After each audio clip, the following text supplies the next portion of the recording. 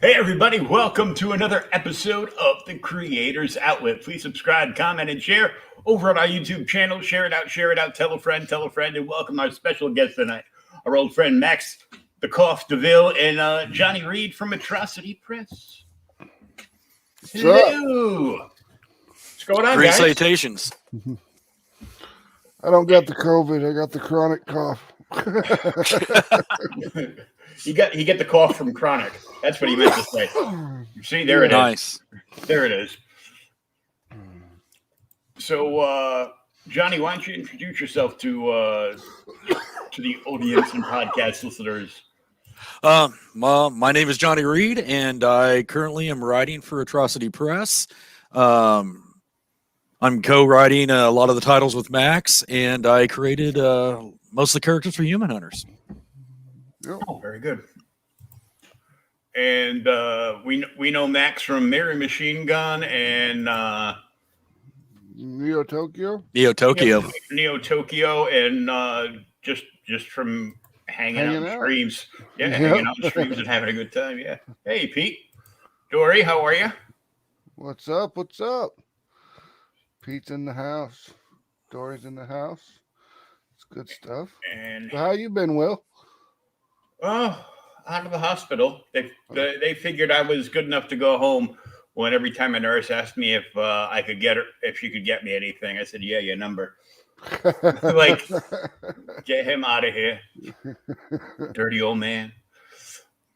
The link for the Kickstarter for Human Hunters is in the chat, and we're also gonna throw up in there the link for the Atrocity Press website where you can buy all sorts of old cool stuff and T-shirts and you can buy swag and books. Correct. And we're gonna get the Human Hunters up here and check this out. And Johnny, why don't you tell us the story behind Human Hunters? Human Hunters is actually a concept of taking a lot of the classic stories or monsters per se from literature and trying to famous monsters, yeah, and modernizing them into kind of a cross between, your Universal monsters, your A-Team, your Mission Impossible, and really trying to bring them, up to date. I know a lot of times when you see a lot of movies about, mummies and monsters and, vampires, it's always portrayed like they don't know what a phone is or they're surprised what a TV is. And with this concept is they kind of help build this stuff. They've been around, for hundreds of years. So when they walk in the room, it's not like they don't know what's going on. They're usually actually the smartest in the room. Cool. The big thing with them is the concept of Human Hunters is that they're a group and they're hunting humans where, before in their past lives, the humans are always stalking them, looking for them. Now they're actually going after the humans that are like, your thieves, your killers, they're murderers. They're trying to make this world a better place and kind of atone for their own past sins. Oh, nice. Serial killers, sex traffickers, they go from, it's like the first issue is they're retrieving a vase that was stolen during World War II. And giving it back to the original family. Yeah, giving it back to the original family. And it's pretty tame stuff. We wanted it to be mostly focused on the action and the heist. But the second issue goes directly into the sex trafficking. It gets dark. Yeah, as soon as you said that, I'm like, oh man, don't pull us off of YouTube yet. So, they're fighting against that. It's not glorifying it. It's actually quite the opposite. When we get into the second issue, it's kind of like, what would you do, if your daughter was taken? Well, in this case, they hire somebody that can actually, find them. Yeah, I remember the news story of the guy that was using the registry that tracked all the guys named Peter Thiel, and knocking their heads in with a hammer. Oh wow! I remember hearing about that. I read the story about that. He was going. I had not read that. Yep, going door to door and bashing people down. Yeah, it's like the court system let you out into neighborhoods, and then they send the cops around afterwards to because this actually happened to me, and I was furious. They release them into neighborhoods, and then they send the cops around with notices to all the neighbors saying, just so you know, this guy did this, and he's living next door to you now. But if you say anything to him, we'll have to arrest you for a hate crime. For a hate crime? So like you better be wearing a flak jacket, motherfucker. You can't be upset that someone committed a crime against a child. Nope. It's Biden's New America. We got to stop this right now because we're going to go political really quick in this conversation. Oh yeah. In this day and age, it's kind of crazy. So human hunters. Yeah. So you're just shy of $2,500 with 27 days to go and 70 backers already. Yep, just launched it off. Halloween. Halloween. We launched it at like 10 o'clock in the morning on Halloween. We had a specific Halloween only cover that's available. I still haven't put the unavailable slide or word across it. I need to go ahead and slap that up there. I was working on other graphics today. But the Halloween cover is no longer available, so don't ask. There's no more to be Don't made. ask. Don't ask, don't tell. Don't ask. Yep. Just don't even ask, because I'm going to get as many made to order, and then, they will have one or two, whatever's, because we got to order extra just in case there's damage. Right. Yeah, the Halloween cover. See, everyone loves the Halloween cover. And then other than that, it'll just go into the Atrocity Press vault. Yep. In 7 years, we can re-release it like Disney. Exactly. Yeah. But as I said, they put together a heist to return a priceless vase stolen during World War II. It's 34 pages. Mateus Duarte is the artist, fantastic artist. From Neo Tokyo. Yep, from Neo Tokyo. He took some anatomy classes. We have an artist improvement program at Atrocity Press, and we send our artists through like anatomy classes and other, lots of classes at the Rishundo studio, stuff like that for art to help improve their skill sets. I mean, it improves it for us, it improves it for them, all in the long run. And his art has improved dramatically. Would you not say that, Johnny? No, absolutely. I mean, when you look at Neo Tokyo, don't get me wrong, Neo Tokyo is really good. But when you look at like what he's doing, and I got to tell you, just from like the first, what he's doing with issue 1 to issue 2, there's just so much of an improvement. I mean, the guy's he's off the charts right now. He's really growing well. Growing by leaps and bounds. Yep. Flats are done by Carol Cord, which is Fern Cord's wife, the artist for Mary Machine Gun. She does Mary Machine Gun's flats, and she did the flats for Neo Tokyo. Adam Ramos is making his debut with the colors, and it's written by awesome Johnny Reed. He worked on Mary Machine Gun issues 3 and 4 with me. I edited 2, and then you brought me on 3 and 4. Yep. And Teenage Ninja Babes versus Zombies from Deep Space. Yep. We're gonna get into that later because I want to read that just from the title. Yep, that's the whole point. And this Max Devill guy. Yeah, that guy. Just get him out and SK on letters. Yeah. Cool. Yep, SK on letters. That guy's one of the best independent letterers I've ever seen, and he puts so much energy into doing everything that he does. You know, he's like, hey, let me make this thing for you. Look, I made this thing that says for him to go to the Kickstarter, and it's lettered. It's kind of cool. And I'm like, that's awesome, man. Way to go. And this is the opening. If you've read Mary Shelley's Frankenstein, you know that the creature wanted a mate. So Dr. Frankenstein went to make it and then decided, halfway through he had a change of heart and decided not to do it and threw everything in the ocean right before a storm. And that's what we're seeing right now. Yeah, we're seeing the storm and all the Frankenstein crates right next to Mummy Girl. Well, that's one of the things we wanted to do is when we get an idea and we use classic literature, we don't change anything from it. We try to expand on what's already written.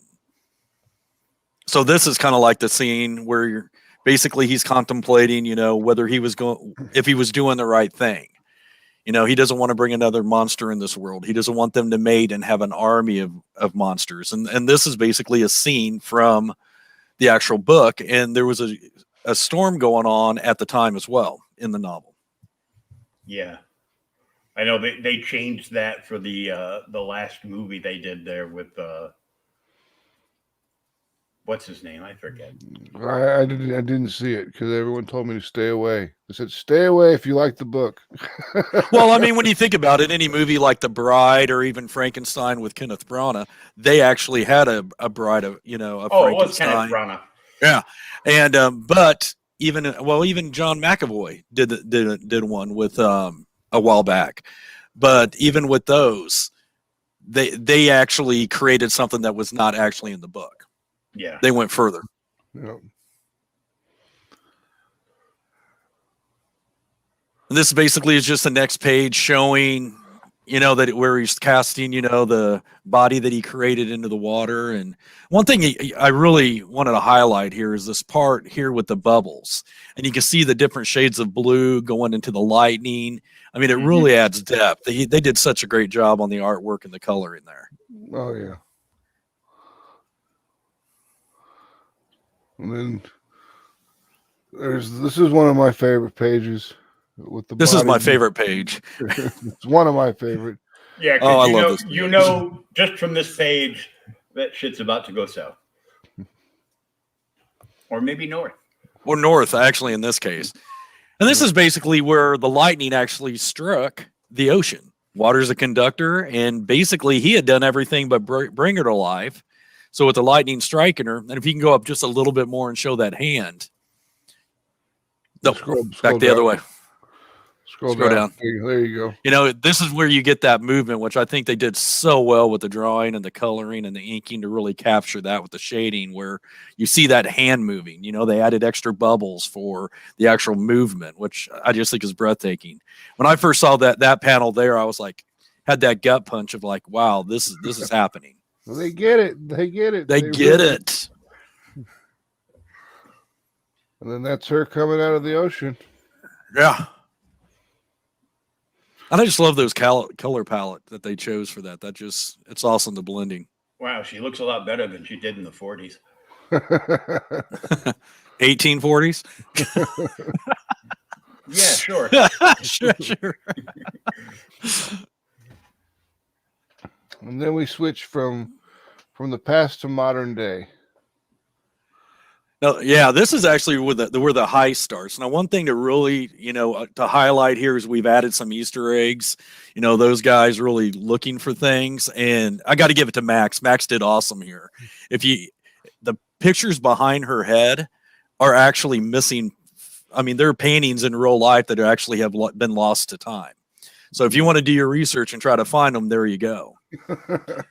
And then we had Cleo sitting here behind a computer. She's our computer hacker. She's our brain on brains. And once again, Max came through with he actually found a panel of an actual alarm system, so we can actually get that detail actually on those screens. Nice. But Cleo's actually she's like the smartest one in the room. She speaks 36 different languages. She was one of the first ones to really get into computers, and she's really kind of helped build it. So anytime you need something hacked, anytime you need something looked up, she's the go-to. She's the creeper in the van. It's like, yeah. Except for this time, the creeper's super hot smoking. Yeah, I go, oh, it's better than when I used to drive a van. She's the creeper you don't mind actually getting picked up by. Free candy? Who gives a shit? I'm in. Keep your I'll give you free candy. Just take me. Right. Here we go with the panel, and this is where going back to the Voss that they're stealing. Private collector has it, and they're actually in his home, and they're trying to get it through. If you read through here, basically the gist of it is Kirstine, our thief there, is trying to grab it, and Cleo is trying to bring down the alarm system. She's good, but it takes time sometimes to do certain things. And this is the part you like, isn't it, Max? Yep. This is when you find out she's kind of a loaded gun. She's sitting here going, should I or shouldn't I? And she actually says the heck with it. She doesn't wait for the alarm to actually get deactivated. She just picks up the Voss because she wants to have some fun. What's the fun in that? What's right. That fucking noise? So basically from that, you'll find out, and through the course of it, she's our adrenaline junkie. She does anything for a thrill, which is fun to write. When you have a character that basically will do anything, it's fun to make them do anything.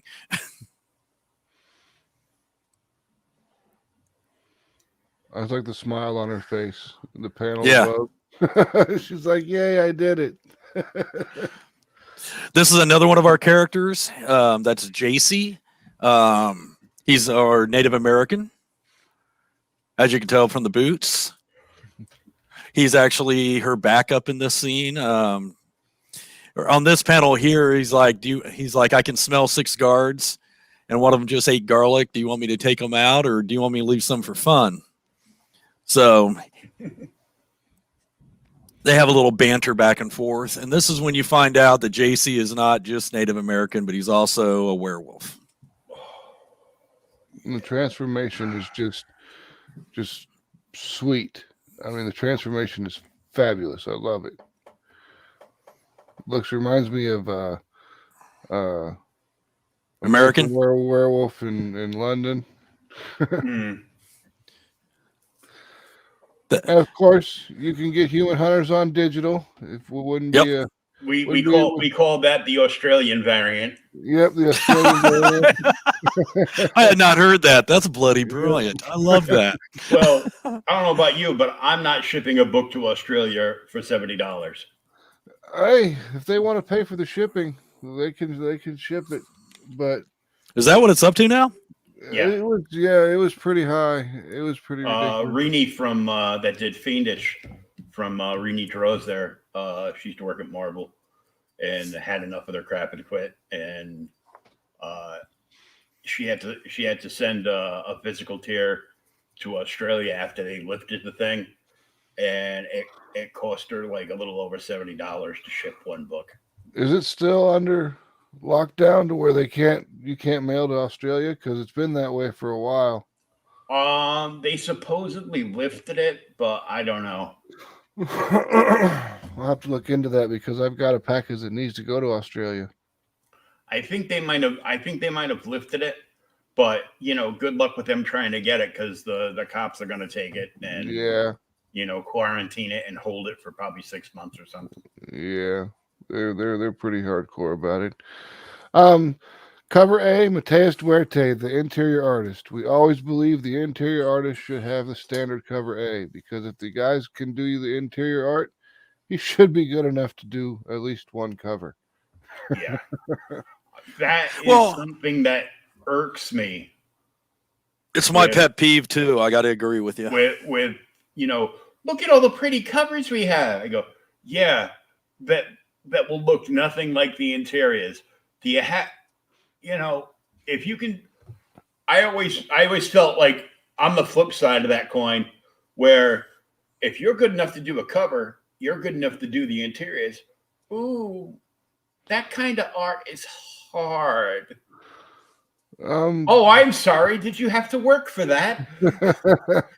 Yeah, they don't interior pages doing sequentials. It is difficult. Don't get me wrong. It is. It's difficult to do, but it's a lot of work, and to maintain that level of detail and maintain a good time schedule, it's very, very difficult.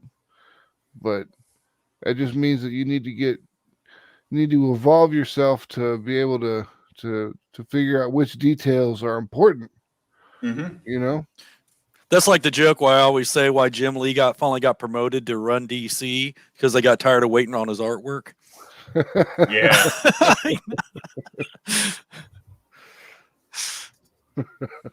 Pretty good. Sorry, had to say it. Pete said they loosened some restrictions. Oh, okay. Sequentials are hard, and your anatomy and gesture drawing needs to be top tier. I'm only getting back to them after 4 years. Yeah, Pete's starting another sequential thing. Just he's been working on something. I don't remember exactly the name of the title. I know we've had some silly things that we've brought up, but he said that he's going to work on an actual book. So I'm looking forward to that. And then, of course, we have Mariah Benez back. She's one of our favorite Brazilian goddesses who puts out some of the most sexy women that we've ever seen. Yeah, this cover is beautiful. She did a great job. That's it's Christine on the very far left with Freya in the middle and Cleo on the right. As in Cleopatra. Yep. Speaking of which. Yep. And go ahead. Don't tell anyone. Oh, I'm sorry. Was that a secret? No, actually, no. That's one of those. It's kind of a give me.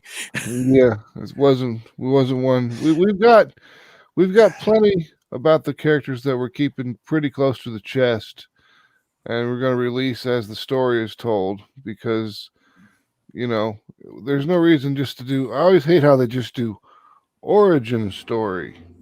And it's just like, this is the complete origin story of person. And I'm like, well, it's a visual medium. Why don't you just use a flashback to tell origin story part, and then do it when it's important to the story? Well, you know what's better than a flashback, right? A flashback in a flashback. Yes. which we have pulled off in Mary Machine Gun issue number 3. We're going to be doing it again in the future, too. Yep. A fourth wall break inside a fourth wall break. That's like 16 walls. That's like a magical thing. So I will call this the Cleo Sphinx tier. Nice. That's by Alzir Alves. He's the owner of the Rishundo. I think that's how it's pronounced. Studio in Brazil. He's the owner of it. He's the guy who does all the higher tier art classes for everybody there. And we had him come on and do one of Cleo. I was like, usually I know you do the action stuff, but we need to get you to do. We need one with the girl. Do you want to do it? You can choose whichever girl you want to choose, and he chose Cleo, so we let him do it. It turned out fantastic. Fern did the colors. Looked good. And there's the Halloween one that is no longer available. Let me get that straight one last time. It is no longer available. See the straight cover? Neener, neener, neener, you can't have it. Nope. Yep. And then our nope tier cover. If you like the champagne innuendo there, I thought that was special. No sex in the champagne room. But there's always sex. There's always champagne in the sex room. I don't understand. Yeah. I know, right? Oh, it's Kaiju Mania. Okay, that's it. So he has 2 in production. Okay, well there you go. Then there Yeah, they do. We keep them. We keep them busy. I got Halloween first. Yeah. Yeah, that's the naughty edition. It comes with that cover, plus it's kind of like internal stretch goals. We don't really have a stretch goal until 4,000, but at the beginning, for every like the first 1,000, we released one naughty print, and then the second 1,000, we released another naughty print. When we hit 3,000, we'll hit another naughty print, and then we hit 4,000, we'll release the naughty print and the bookmark. And that's just a zoom in of the cover in case you wanted to see the whole entire thing. It's cover A by Mateus. It's cover Why, yes, I did. Cover B by Mariah. I don't know what it is about women, but they seem to draw their women sexier. Maybe it's because I can just look in the mirror and have a reference. Yeah. And apparently it's always cold. Yeah. It's chilly. Well, yeah, because they're looking in the mirror. I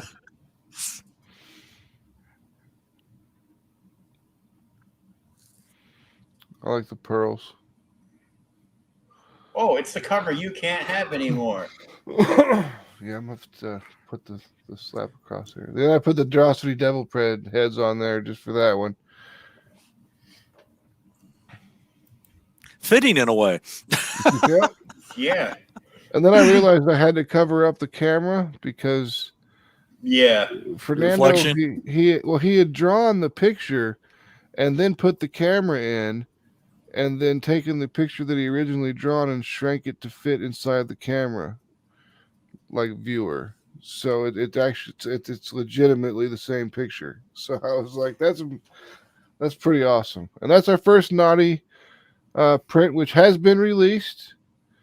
Yep. The nope thing will not be there when it is delivered. But there's lots of bats. And lots of stitches. Hopefully they don't get ripped open. And this is number 2, which has also been released.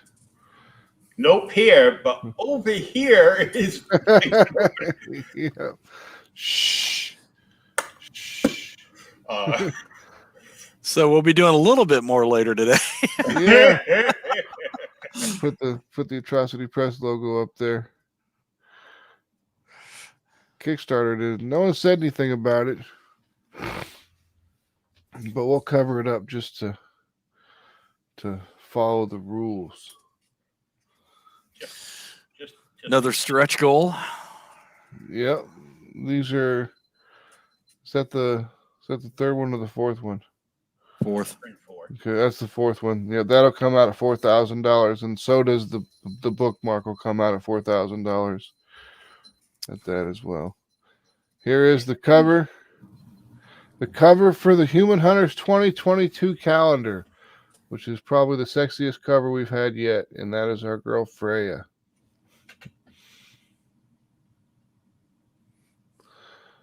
And then we've got all the months. We did a lot of pinup stuff. Fernando, when he did it, he goes, I want you to let me just do all 12 without giving me any guidance. And I'm sitting there thinking, that's a lot of work to just let you do by yourself without giving you any guidance. But he's like, I have a whole plan. And I'm like, all right, cool. And then like later on, he asked me what my college colors were. I was like, black and gold. And he's like, okay, thanks. And so he made the cheerleader black and gold. Well, I got to tell you, I like my birthday month. Which one's your birthday month? This month. This November, huh?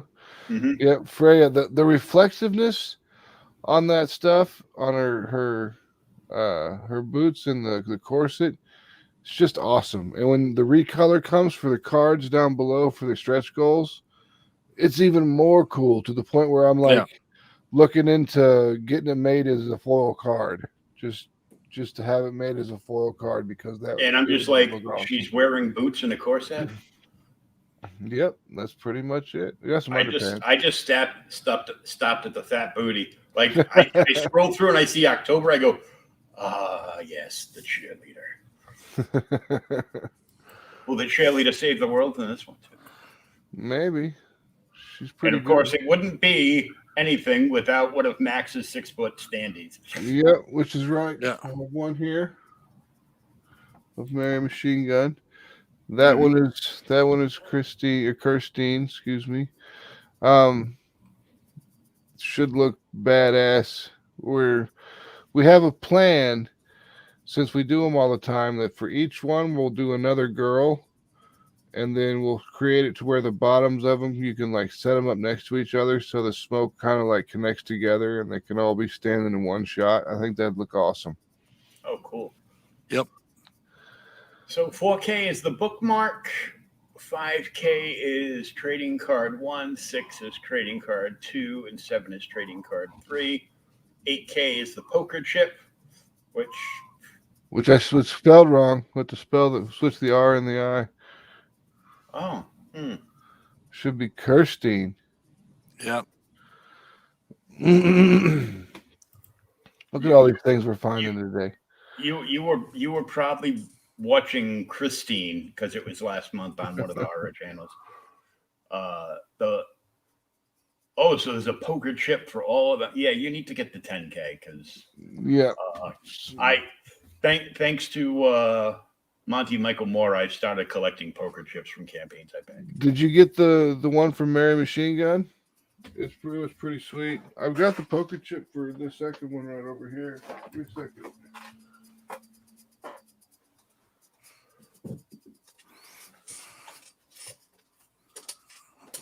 I hope he's not doing it on the bong yet. No.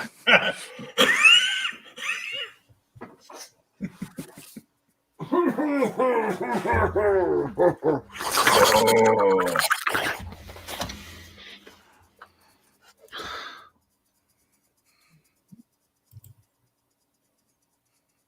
Nice. That's the Mary Machine Gun one. Now, if you send them to people, don't use tape.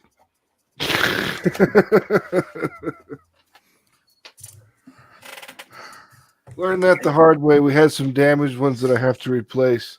And I know that I haven't sent them out yet, but I was mailing everything together in one big shot. So they are coming. It's just all going to get mailed together with the majority of the Indiegogo campaign materials. No, you gotta put them in those tiny Ziploc bags. I was really considering it. Those little cocaine bags or whatever. Yeah. The bump bags. Just enough. I think we've got some. My wife makes bead furniture and stuff. Beaded necklaces and stuff like that. So she sells them and uses those to hold them. So I should have plenty around the house somewhere. And if not, I'm sure they got them at the Dollar General, which is like the $3.50 General now or whatever. The no longer dollar store. Yeah, but when Family Dollar starts carrying Lego Star Wars kits for $5 and $10, one, Star Wars is doomed, and two, you realize that nothing in that store is $1. No, except maybe the cashier. Wow. Oh. Okay, maybe $1.380.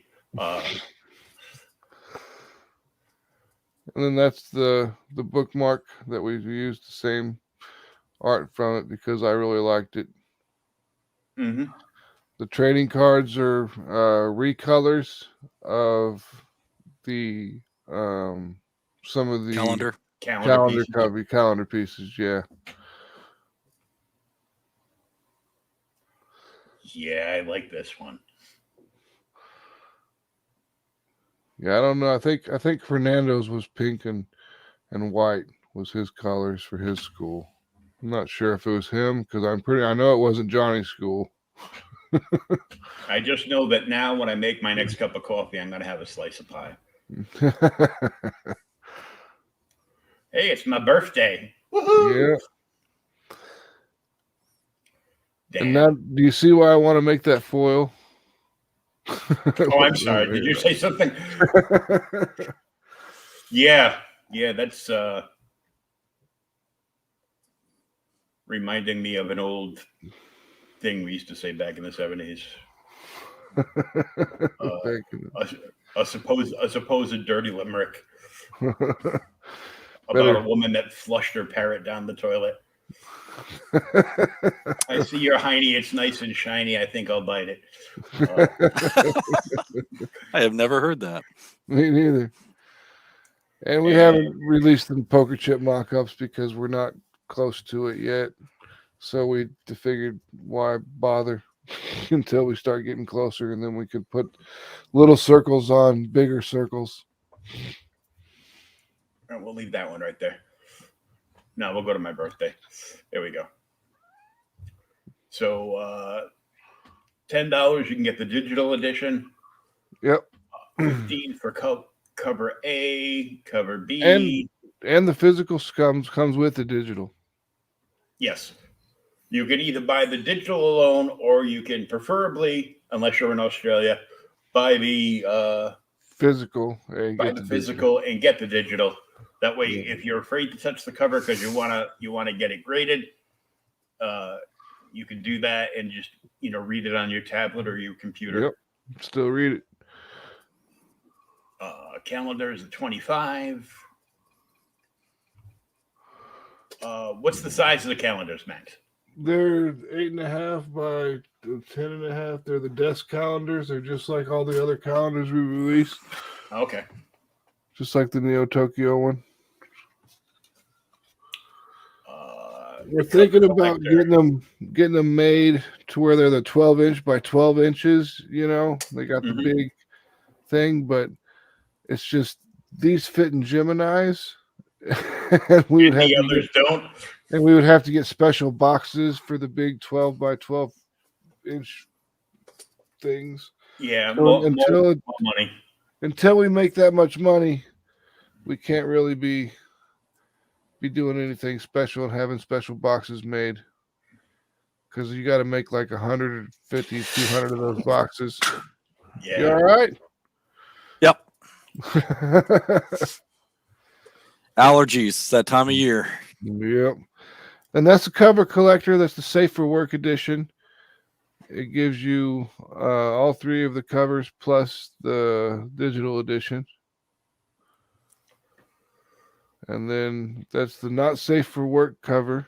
It's $50, but you get that plus all the all the released nudie prints the nudie prints are all 6x9s on cardstock because once again they fit in the Gemini.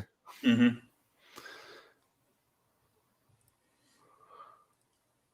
And then $90 or more gives you the color collector Not Safe for Work edition, which gives you all three covers plus the Not Safe for Work edition plus the prints plus the digital edition. There you go. And then the cardboard cutouts, they're $120. I wish I could make them cheaper, but they're just expensive to make. Yeah. Still cheaper than a real woman and won't talk back. That's true. And then the full Hunter Standard Edition is just like everything that's safe for work is available. You get all three covers, the stand-up, the calendar, and the digital edition. Nice. And then the full Hunter Standard Edition, Not Safe for Work. It's with all of this. It's just everything that's available right now because the Halloween edition is currently not available. Mm-hmm. So you put it here. You didn't put it across the pic, though. All gone. Yeah, that's just the way Kickstarter does it.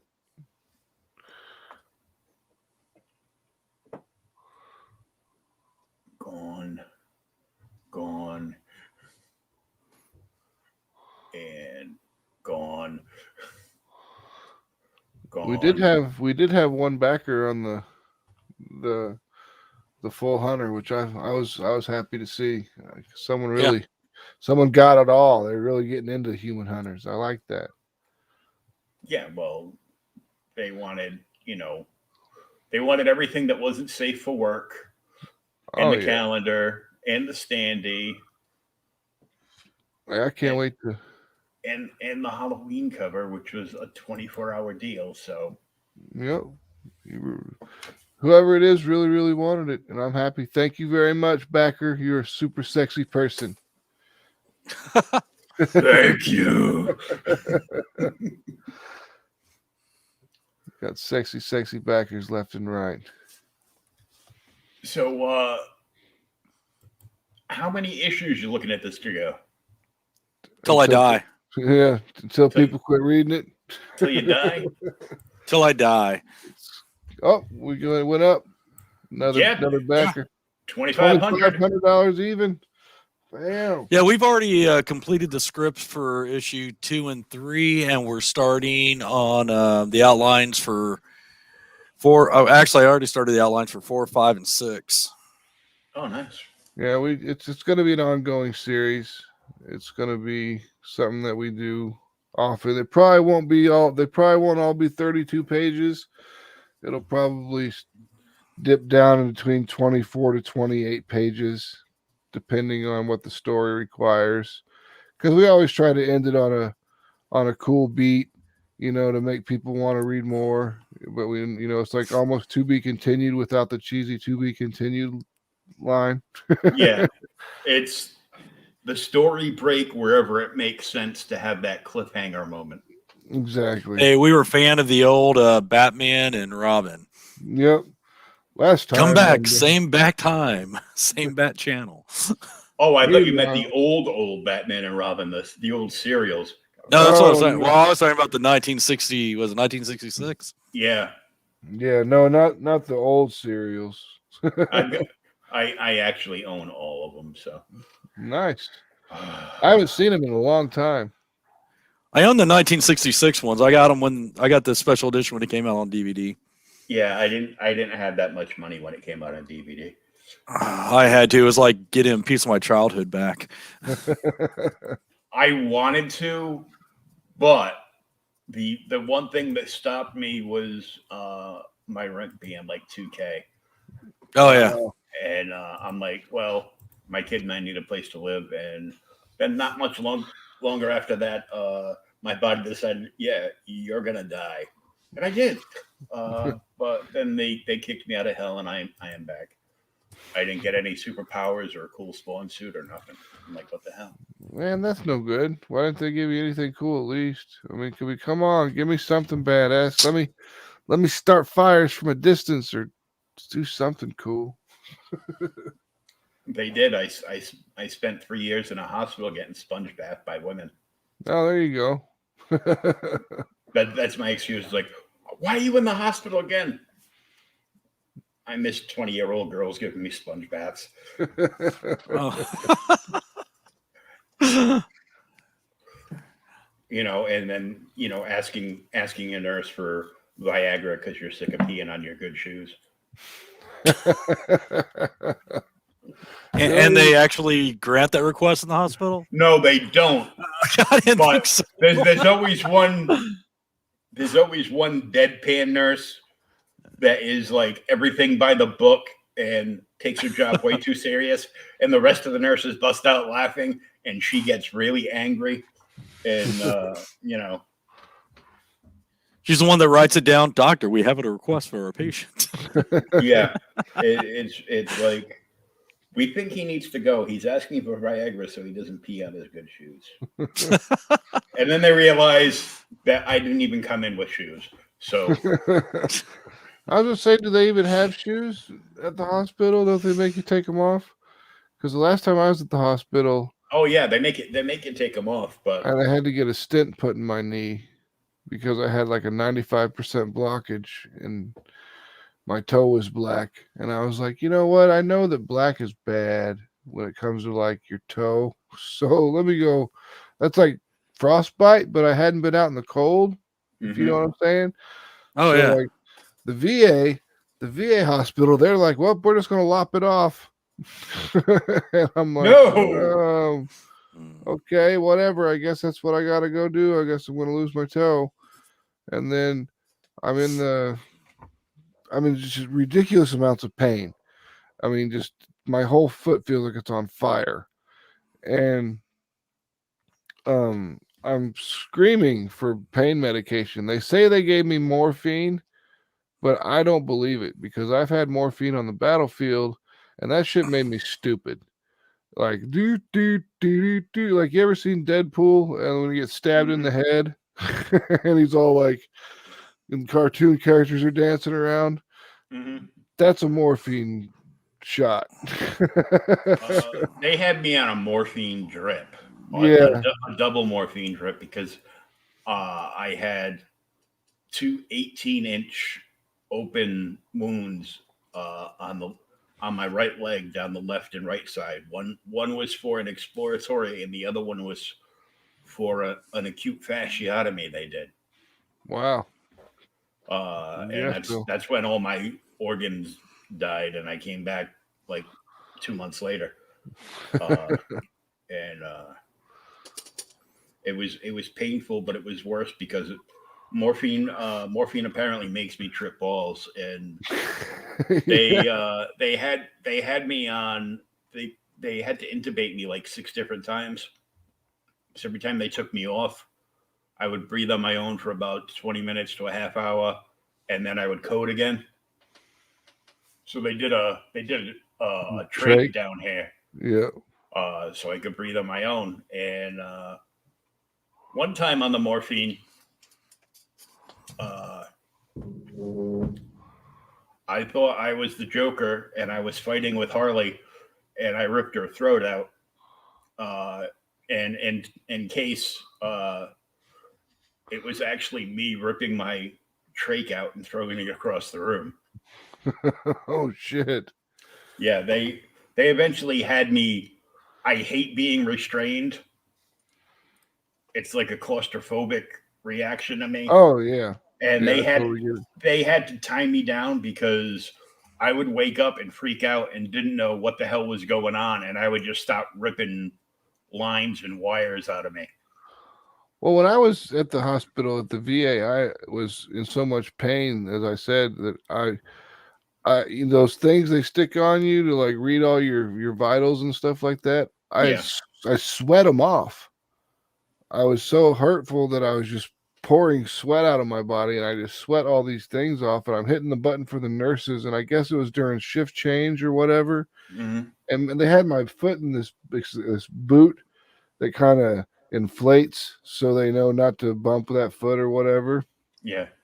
And this big fat lady of a nurse comes in there and grabs me by my toe and twists it. And she looks at me, she's like, I don't have time for your bullshit right now.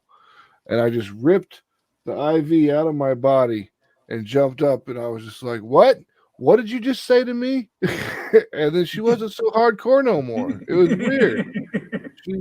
She lost her balls real quick and ran out the door and had the VA police show up. And I told them that I was not having them treat me. And I had my wife take me home. And the next morning I went to like the regular hospital, and they put a stent in my knee and saved my toe.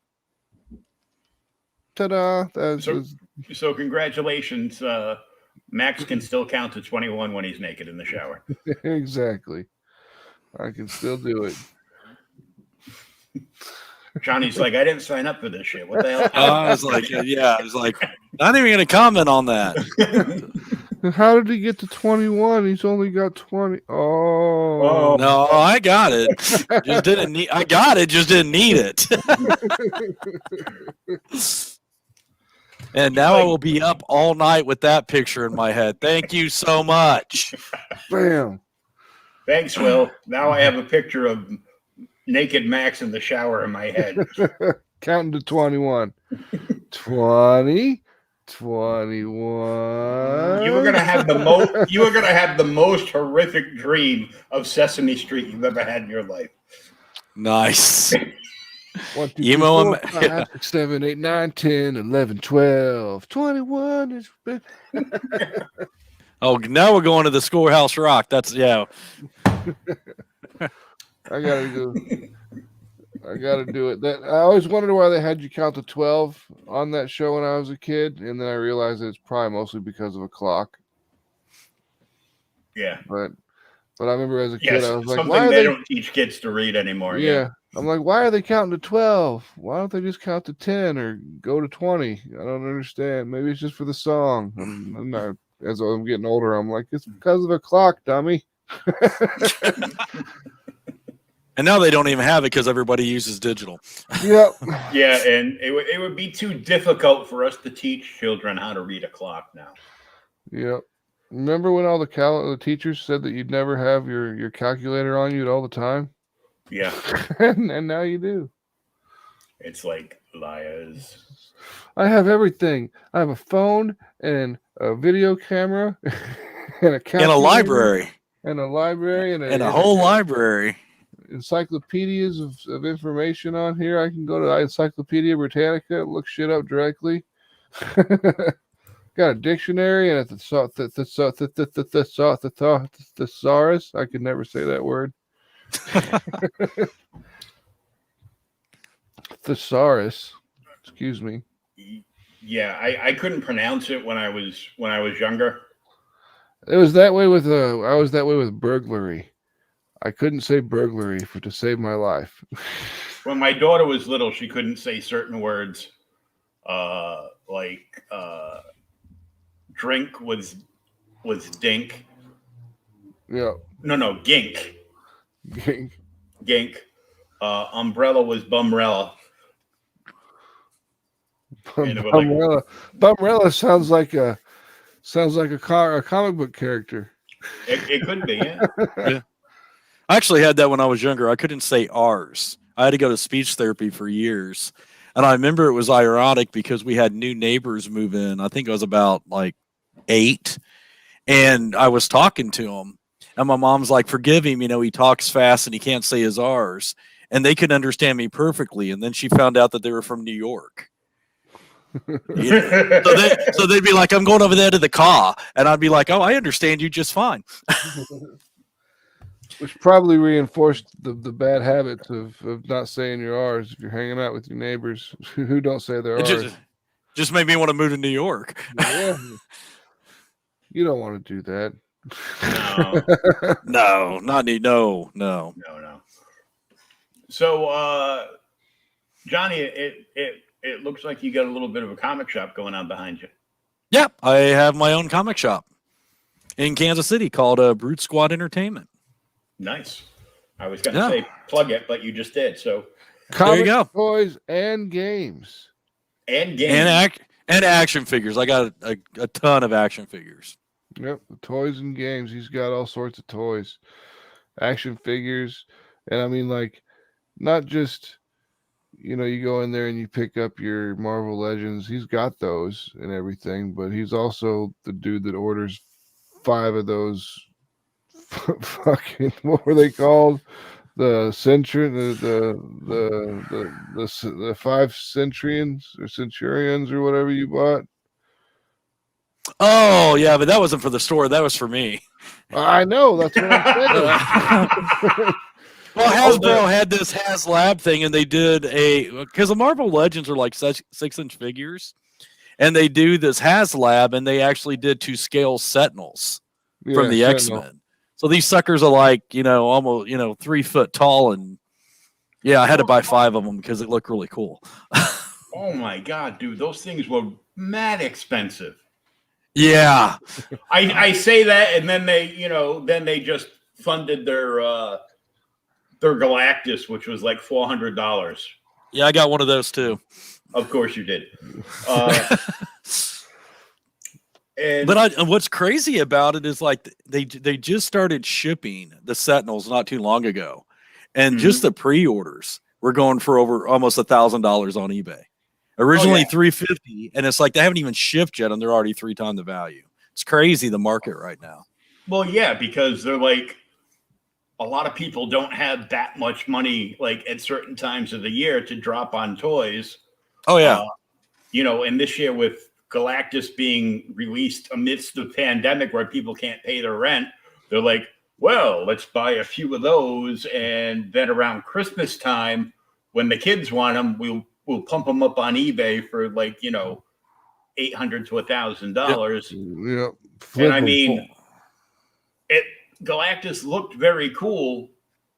My only issue outside of the price was the fact $400, and Galactus's head does this light up thing. $400, and you can't afford a pack of batteries for each one of these things from the dollar store. Yeah, that's a lot of people, because that was the thing I noticed when I got my Sentinel, is it lights up, but it's like no batteries, and I'm like, really? I'm like, even at $350, I'm like, you could throw some batteries in this sucker. Yeah, I mean, Roku comes with batteries. Now, I do understand some of the logic behind it, because I collect some of the Hot Toys when they came out, especially the Avengers, and they had a problem because as collectibles they don't always get opened. Yeah. Well, like the Iron Man that had batteries in it, so people were opening them up 2-3 years later, and those batteries were corroded and it was melting the plastic. So a lot of these companies are deciding not to put the batteries on because they know that they may not be opened. Yeah, but they could throw in a coupon for the batteries. Right. I think my biggest complaint, like $5 off a Duracell, and from Hasbro, and if you open it up and use it, you do, and it's got an expiration date on it, whatever. Yeah, they could make that as a cross promotion thing with one of those companies, Duracell or Rayovac or anybody. Here's a coupon for that, and then people will start using my batteries because they bought it for this coupon for this $400 Galactus. It's like, well, and they got their new one out there now. They're doing the 6-inch Rancor from Star Wars. A 6-inch Rancor? No, it's to scale for the 6-inch figures. Okay. So it's going to be huge. So it's about the same as the original Rancor for the 3.75, but it'd be a little bit bigger. Yeah, it's going to be much bigger. At least double size. Yeah, it's like 20. Yeah, he's like 27 inches tall. It'd be like this. Yeah, he'd be pretty big. That'd be pretty badass. I might have to get that. Yeah, it's 27. I think they got like 34 days left. I still want to get that Vampirella, even though it's $60. The 6-inch? Yeah. I know. That's why I ordered it. Oh. Now I got to. We went from talking about human hunters to just all the stock that Johnny has in store. Do you carry, we were pumping up Hasbro too. Oh yeah. Do you carry Mego figures? Actually, I do not have the original, but I do have like some of the famous covers from Marvel, and I do have some of the DC 9-inch ones that they did back in the early 2000s. You mean the 13-inch ones? No, they did some 9-inch DC. Oh. And then I also have some of the figures. There's a figure toy company. They actually redid. Company, yeah, they did some of those as well. I have some of those as well. Yeah, their figures look really good until you take them out of the package. I didn't even think some of them looked really good, because the problem I had is that many of them, the heads are a lot larger than what they should have been for the scale. Yeah, they had off-scale heads, but I know a lot of people that have opened up figures from both FTC and Mego that they've actually opened up the package and the figure is literally falling apart in their hands. Yeah, that's not even right. That's just bad QC right there. And because Marty just switched bodies to do the new better body on the Hasbro release of Storm Shadow and Snake Eyes, and it has like a new, much better body and, better articulation on it and everything. Yeah. But it was like $60 for, the 2-pack of both figures. And I'm like, Well, you got to consider the 6-inch figures, like for Hasbro, they're going up to $26 now. Yeah. The Vampirella 6-inch that I want, it's got all those articulation points, and it's like $60. Was it Vampirella and Purgatory? Vampirella, Purgatory, and those are the Dynamite figures, yeah. Yeah, and they're literally $60 a pop, and I'm like, that's crazy for a 6-inch figure. It is crazy for a 6-inch figure, but then again, you got some of those Hot Toys going for like $400 or $500 now too. Yeah, yeah, that's it's just out of control. It was, well, so everything costs more money now. I go, no, it's just the dollar's worth a lot less now.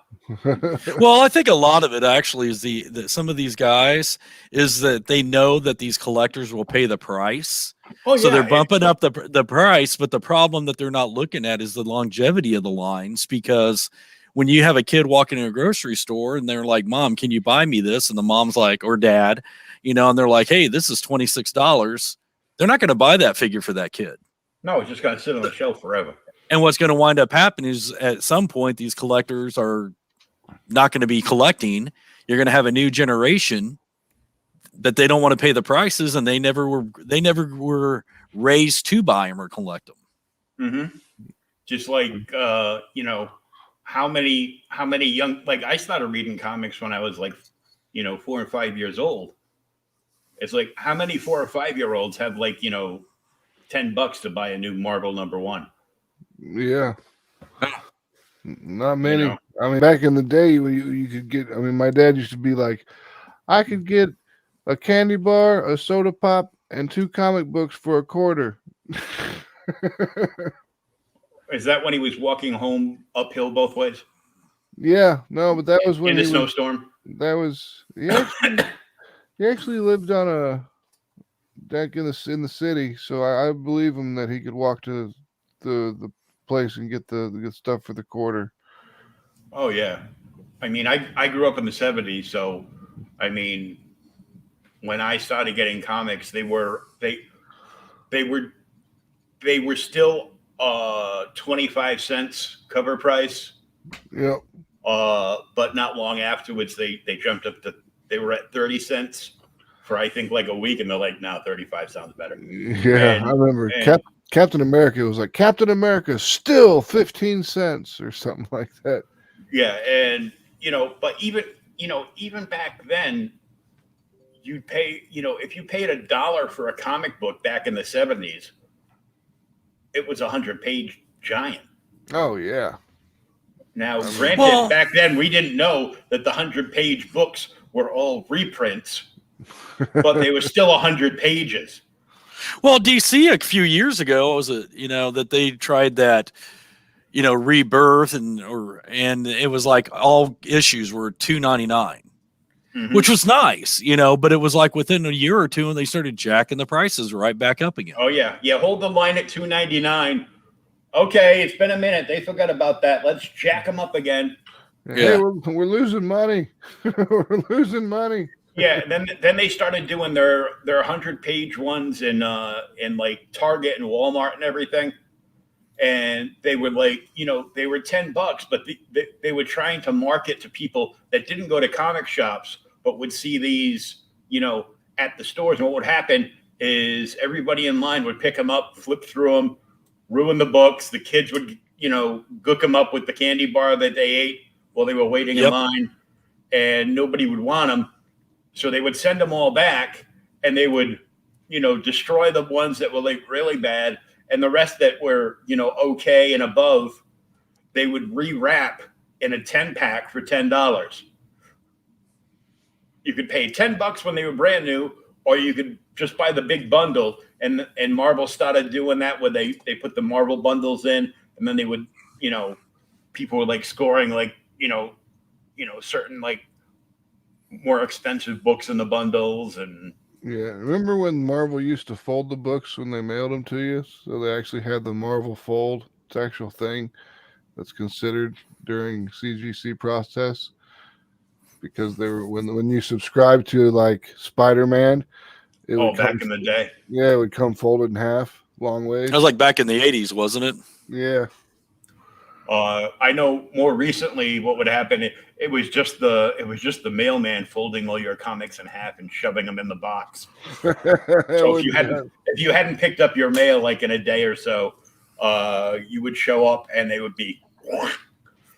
And if it was one thing if you had like a mail slot on your door, but if your door was more than 2 feet from the road, they wouldn't go up and deliver it. I used to get the like the Loot Crate and the Wizard Comic-Con boxes. Yep. And the mailman at my old house was so pissed because it was like costing him time off his route that he would have to drive like 10 feet up my driveway and like throw the boxes onto my porch and then turn back around and have to try to get back into traffic to continue on his way. I'm like, I'm sorry. Yeah, it's like the school bus drivers in the area that I used to live. They used to pick up the kids and go like 90 down the street to get the kids to drop them off so they could hurry up, plop back on their couch for the afternoon and eat bonbons and watch Oprah. Okay, I'm done with that rant. Next rant. Next. How do you really feel about bus drivers? It depends. There's good bus drivers, and then there's the ones that used to take my kid to school. Gotcha. And I don't have to worry about that now. She's 13, bragging, I can get my license soon. I go, don't remind me. Remind. Don't. Okay, everybody, walk on the street. Walk on the street because she's going to be driving on the sidewalk. You have no idea. She used to. She tried like a couple of driving games like a few years back. I guess when she was like 8, so more than a few years back. And it's like, I've been playing this driving game on the PlayStation at home, but it's tough to stay on the road. Good Lord. That's comforting, isn't it? Yeah.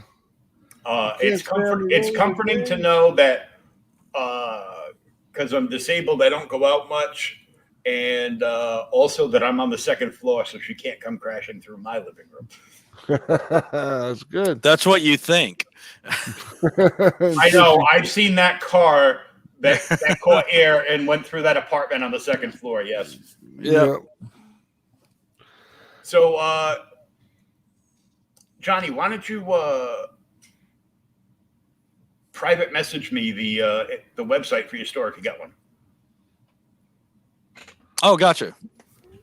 And I'll put it in the chat so people can see it. Will do. Do you got any more questions about the whole Human Hunters there? Yeah. Oh. If not, I'm getting the hunger, boss. You're not the only one.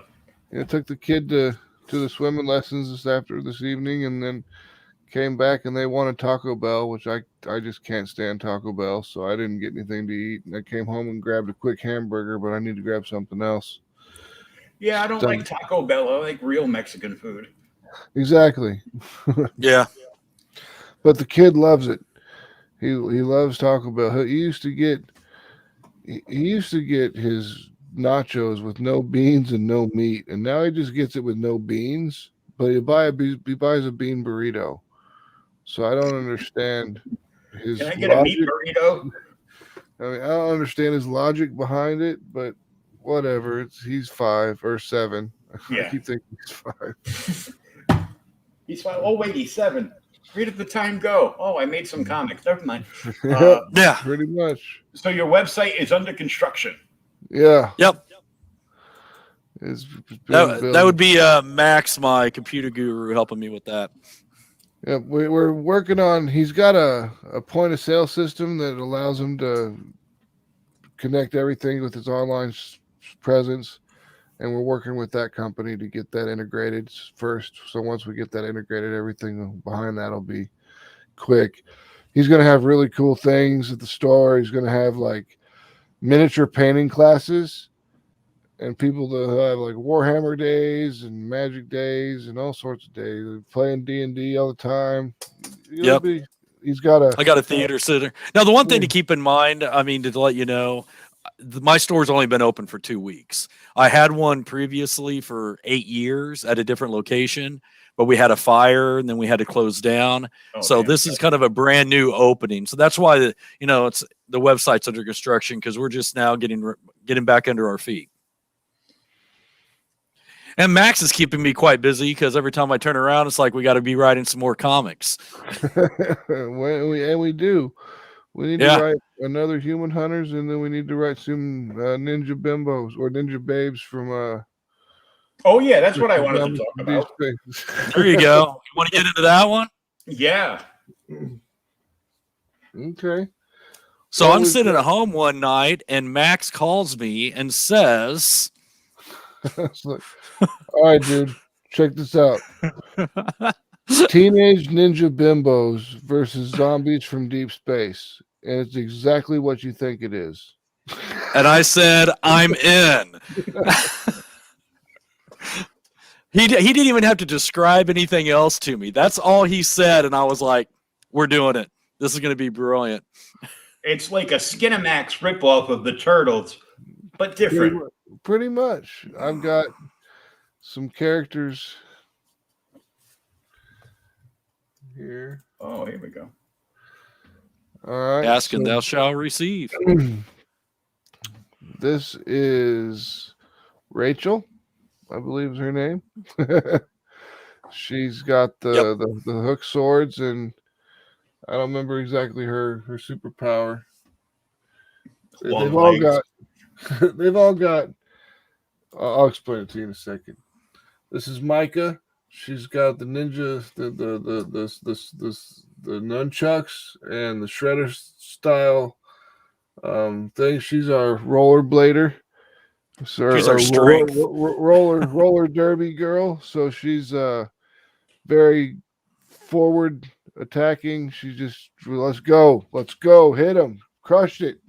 She's very, very into. She's a very angry woman. She's got all kinds of Raphael. Yep. And then there's Leah, who is the typical blonde dummy, the blonde girl in all. Rocks are smarter. Yes. Rocks are smarter. I like her already. So do we tell the one story about her, Max? Are we allowed to do that? Nah, let's leave it for the book. Okay, we can do that. Let's leave it for the book. It is in the first 7 pages. That's why I asked. Yep, it is. It is in the first 7 pages. That's why I want to leave it for the book. Yeah. Put it out. It'll be cool. And this one's Donna. If you get it, she's purple. She's got the stick. Mm-hmm. She's the quarterstaff. She's got the tri-staff. She's the genius of the group. She was the one that was going to shoot. These were all strippers at one point in time. They were all strippers. I would have never guessed. At the very beginning. That is the big surprise. I can't believe you let that leak. Yeah. At the very beginning of the book, they're all strippers. And this is the one that's actually sending herself through college by stripping. Sure she to is. To be a doctor. So she's legitimately doing it. There's always one. Wink, wink. And this is Alexis.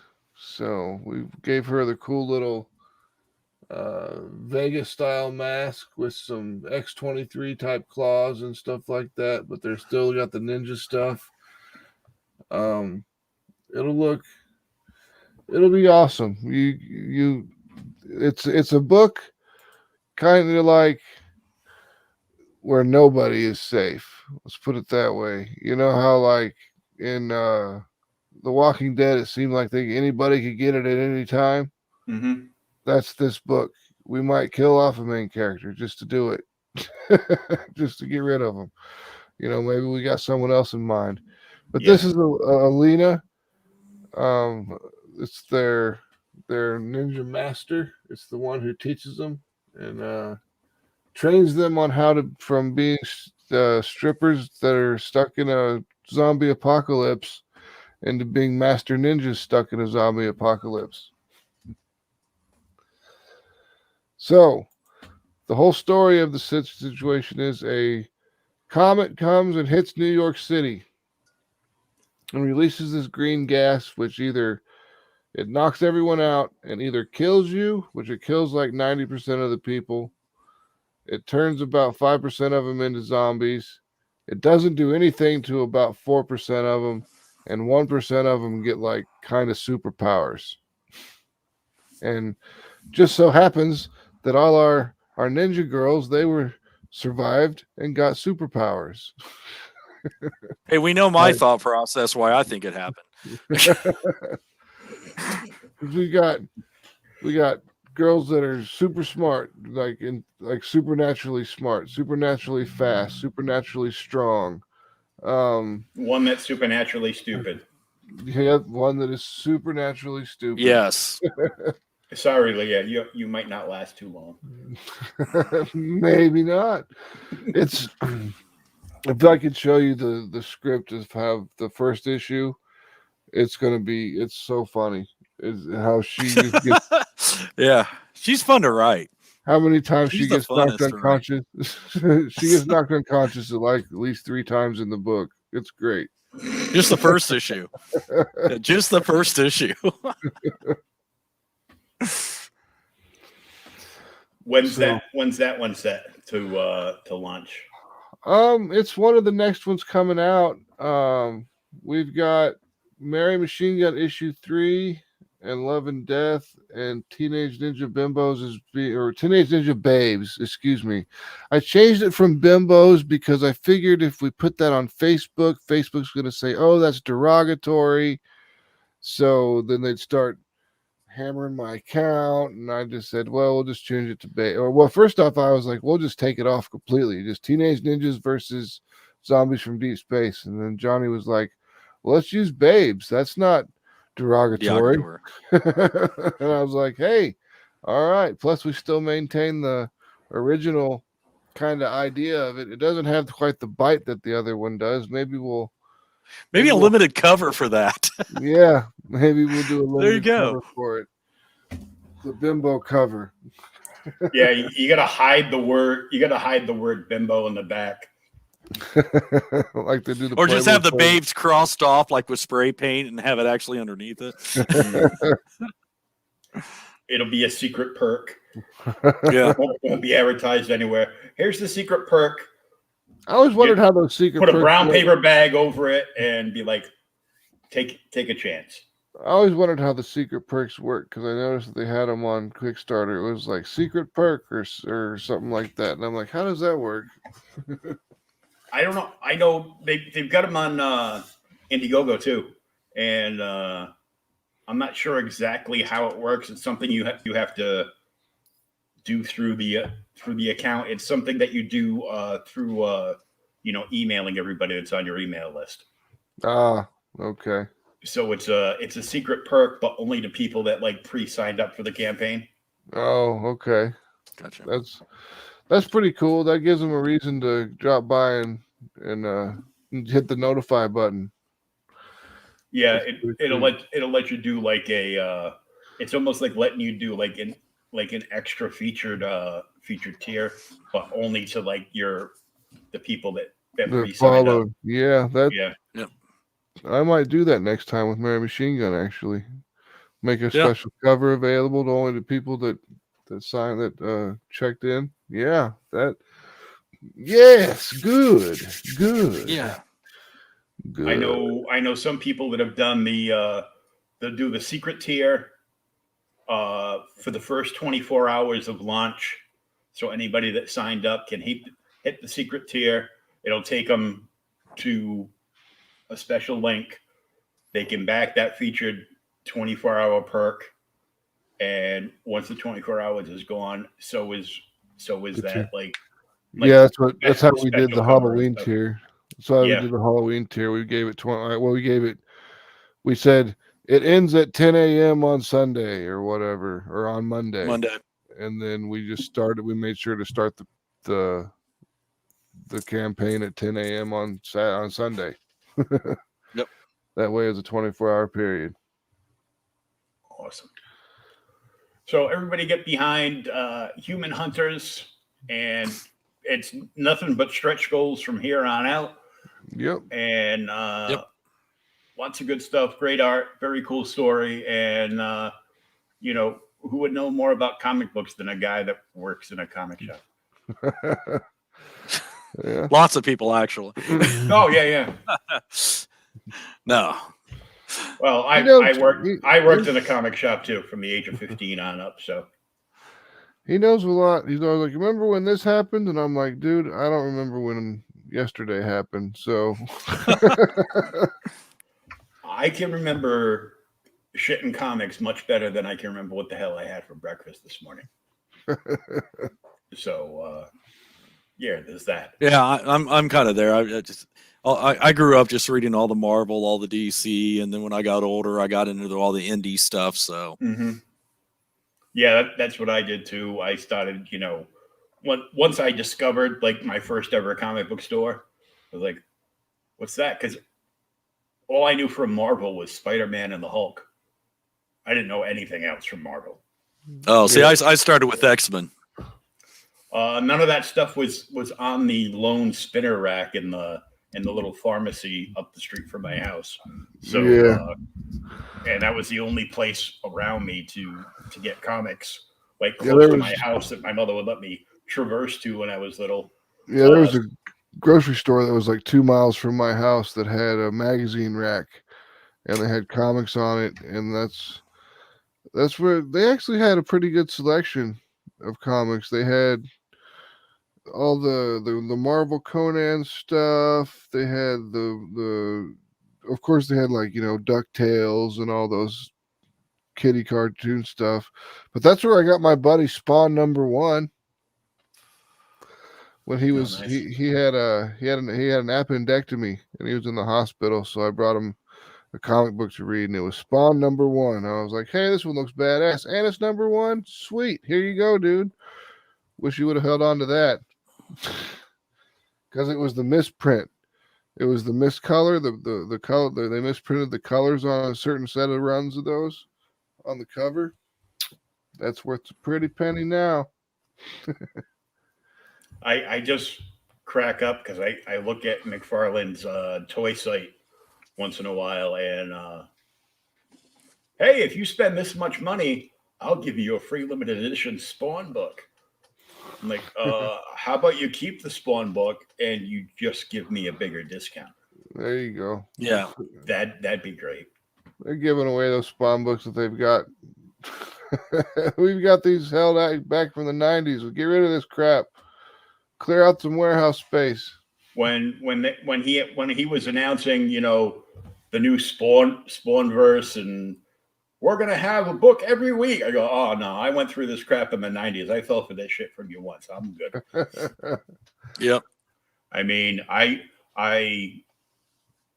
loved reading at the time. I loved reading Medieval Spawn, and Sam and Twitch was great. And then I fell off of Spawn. I fell off of this, and I fell off of that. And I'm like, yeah, I'm really not missing it. Yeah. So here I am collecting indie comics and buying back issues. And indie comics is where it's at. I mean, there's a renaissance of indie comics coming on right now. I mean, it's a boutique industry, but it's still a renaissance of a boutique industry. I mean, we're making higher quality material to a smaller clientele that's more discerning, that are looking for specific things. So, I mean, it is exactly the definition of boutique industry. So we're doing quite well. Indie comics are doing great. Now the big two aren't doing so great, but that's fine with me because I'm not the big two. And everyone's like, but if they go away, then comics will go away. And no, they won't. I don't think you understand how comics work. There's 900 other small press companies that are, some not so small, like Image, but Image has been putting out some garbage lately. So yeah, I will get behind that. It's either a really good book, or why would you even bother? And then you have Scout and all these other small press companies, Second Sight and Source Point and a bunch of other ones that most of those companies will at least put out like one book that just about everybody will like. Yeah. So you got it. It's like always, you got to pick and choose what you like out of that. You got to figure out which ones are the good ones, and then try to. And you'll be lucky if your LCS carries any of those smaller press things, though, because like even Antarctic Press, it was difficult to find because the comic store I went to here, I was like, "You guys got any Antarctic Press?" They're like, "No." I'm like, "Can I order it?" And they're like, "Yeah." I'm like, "I've got the diamond code. I need 5 of these books because Larry got Niobe into Exciting Comics, so I wanted to order 5 of them." So I did, but it was difficult to find a company that would even screw with it. And I'm like, "It's your diamond order. Come on, don't you want to make your minimum?" You'd think. I'm waiting for Johnny. It's going to be tough because they don't have DC in there, not losing anything there. Well, what's even tougher is like people like Johnny. He's trying to get through Diamond. He wants to go through Diamond. He's been in contact with Diamond, and they just kind of blow him off halfway through in the conversation. And he still doesn't have an account to pull Diamond books. No, I finally got the paperwork now, but it took a while because they were going through the problem of trying to figure out what they were going to do with Marvel. Because where DC, is no longer a part of it, Diamond, you can get Marvel through Penguin, but you can still get it through Diamond as well. So you can get it at both places. The difference is you get free shipping when you get it through, of course, Penguin. But going through Diamond, there's that caveat that it helps towards your minimum order. And also through Penguin, you're guaranteed damages. So yeah, that's what I was thinking. Like I've heard a lot of people saying some pretty bad stuff about how Penguin ship boxes of comics. They ended up pretty damaged. Yep, I've heard that as well. How you set up for back issues? Quite a bit. I got quite a bit. I'm still back on board in a lot of it, but yeah, he's got, I don't know, at least 20, 30 long boxes, maybe more. Well, I've got that right here in my house. Yeah. I think I got at least 50 right now that I got bag and boarded. I got 50 boxes. Now in my personal collection, I have over 100 long boxes. Yeah, so that's just for the store. Yeah, my personal one's stupid and ever growing. I keep trying to sell some of the stuff out of my personal, and then it doesn't work out. Yeah, I can't let it go. I'll just figure, one of these days my kids can deal with it. Yeah. You chumps can cope with it one of these days when it all doesn't matter and I'm no longer here to care.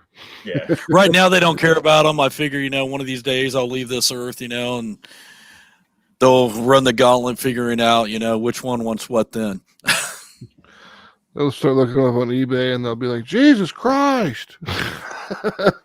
We were sitting on a landmine or a gold mine down here. It'd be like, Dad, you could have afforded that PlayStation now. And then they'll realize, wait a minute, why is eBay holding all our funds for like 30 days? Yeah. Oh, so they can collect the interest. I gotcha. Yep. So that is the way.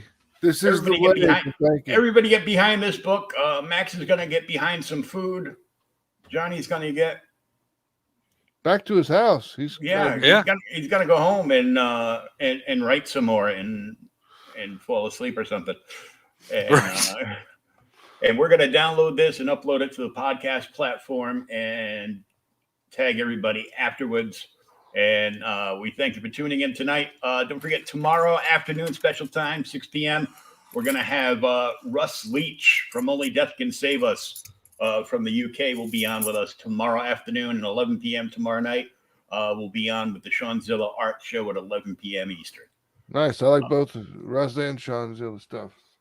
So thanks everybody for tuning in. Johnny, great meeting you. Max, good seeing you again. You too. Thanks for having us on. And we'll catch everybody later. And, peace, love, and read some comics.